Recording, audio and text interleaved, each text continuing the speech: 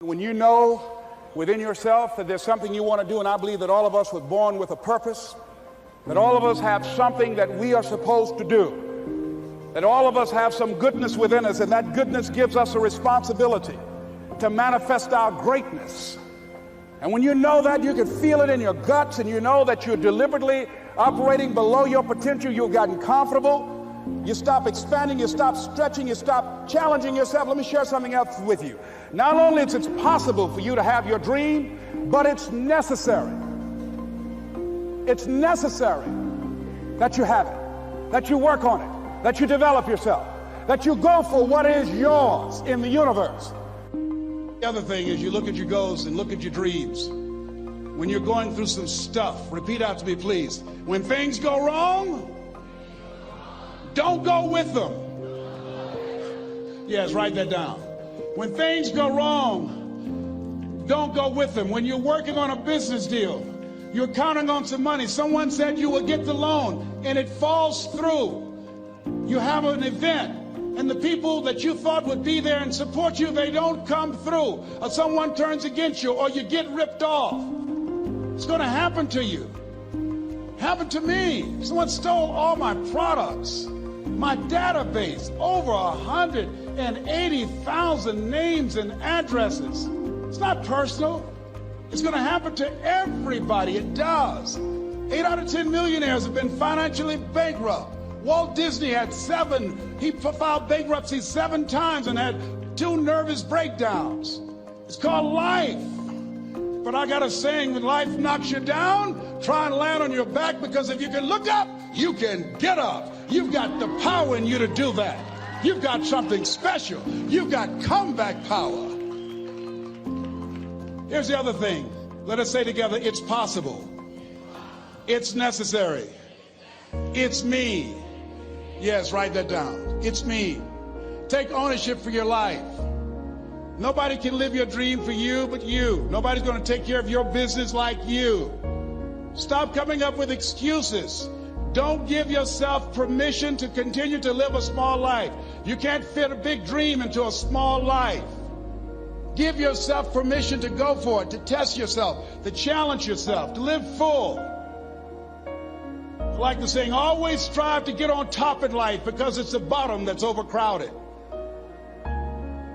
The reason you're here is because there's something in you that says, I can do more. This just can't be it. There's something in you. There's a calling on your life. There's something in your heart that caused you to get dressed and spend the money to go to seminar after seminar and listen to message after message and speaker after speaker.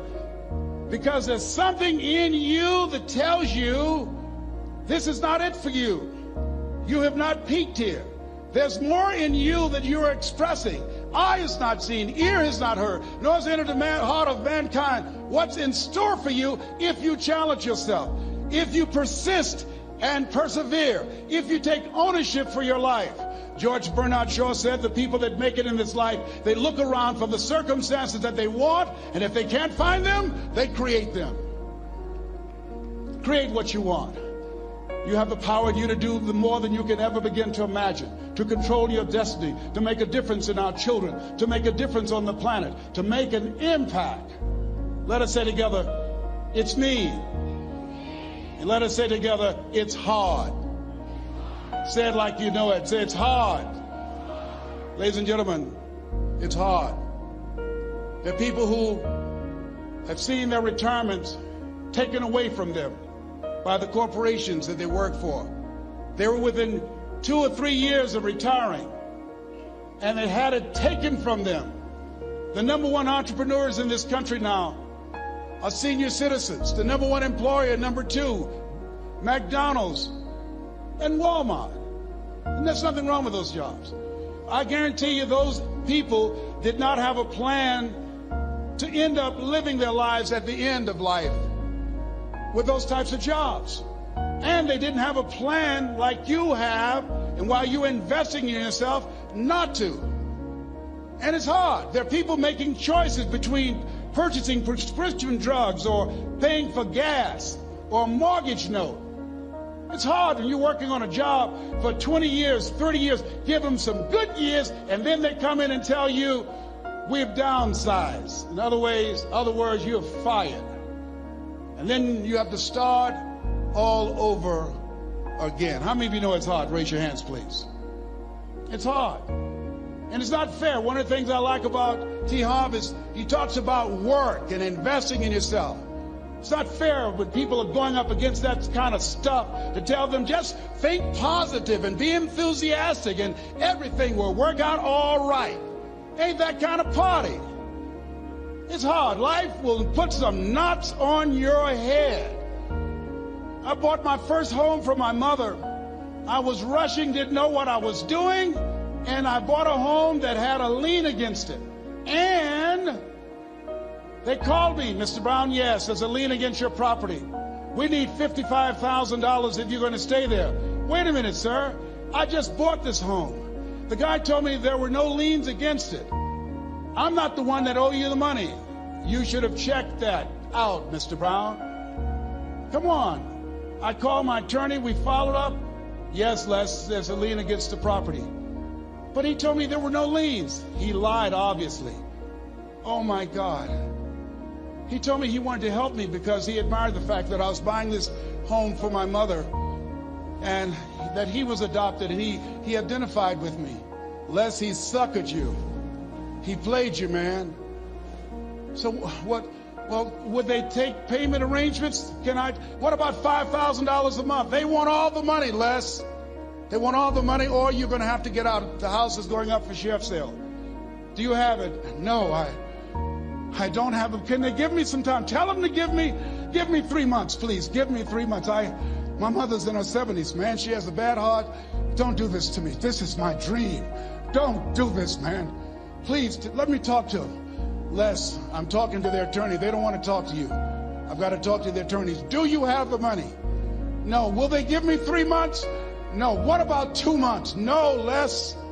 They want the money in 7 days. Oh, my God. Let me call you back. I'm not sure. And I walked the floors thinking, God, how could this happen to me? I got to figure this out. I got to figure this out. It seemed like the days were just ticking off. Thursday, I had to call them and let them know. They called me, Les, do you have the money? No, I don't. Friday, you have to leave. The sheriff will be there. You're going to have to leave, Les. They're going to take my house. What about my down payment? You lost it, Les. You lost it. Okay. I got to go. Yes.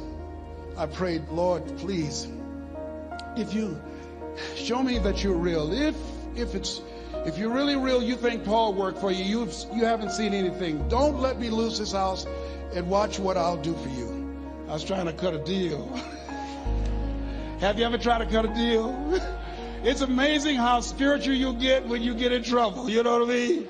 When I was diagnosed with prostate cancer, I was going to bed with the Bible and the Holy Quran and Science of Mind and Joel Goldsmith, everything I could find. I was praying to Jesus, Yahweh, Melchizedek, everybody. I was calling on everybody.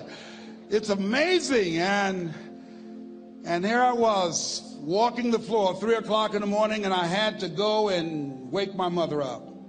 I got on my knees and I said, Mama, I need you to wake up. She said, what's wrong, Leslie? I can hear you walking back and forth. I'm not asleep, son. I said, there's something I need to tell you. She said, your eyes are red. Why are your eyes red?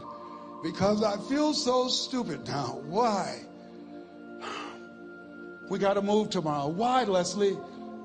There's a lien against the property and they want $55,000 and I don't have it. And we're going to be set out tomorrow. We have to go back to Liberty City. So she said, it's okay. I don't like this house anyhow. I said, why? She said, because of my arthritic knees. It hurts my knees when I go up the steps. I said, and why didn't you tell me? Because you were so happy. I just said it because you were happy. I'll live in a shack with you, boy. I love you. It's not the house. I love you. I love all my children. I said, thank you, Mama. Thank you. And the next day when we were in the truck going back to Liberty City, and we pulled down 68th Terrace, the neighbors came out and said, "Whoa, Mamie, y'all coming back? Are you back?" "Yes." "What happened to the home your boy bought for you? Those boys you adopted?" Leslie didn't do a title search. He made a mistake.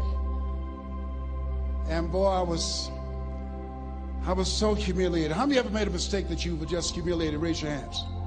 I was devastated. I was taking the furniture off the truck, and my mother came, and I was crying. And she said, "Boy," I said, "Yes, ma'am."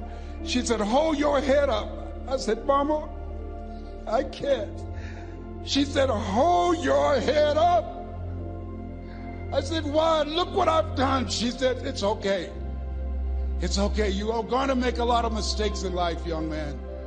You're going to fail your way to success. You have nothing to be ashamed of.